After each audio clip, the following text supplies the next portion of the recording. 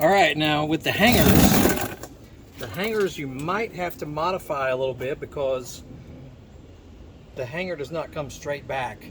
So with the rod right here, you may have to, because it needs to come in an angle slightly towards the middle for it to line up properly with the rubber hanger in there.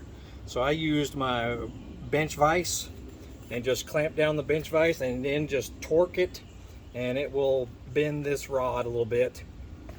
And I've done that on other applications before and it's been successful. So that's the only way I've seen to do it. I mean, you may be able to hit it with a hammer or something, but that can be dangerous.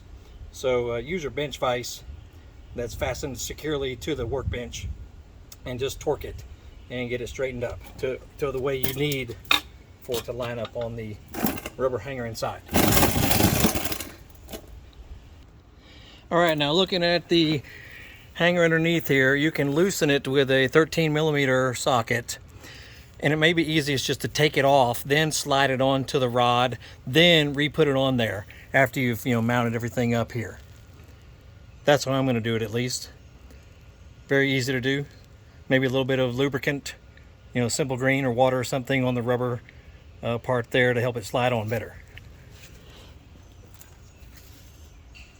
And make sure you test fit everything before you cut any further or bend anything or tighten it down. Make sure that your tip fits how you want it. That way you can see everything, and then if you need to make any modifications to the metal hanger in there, you can do all that after the fact.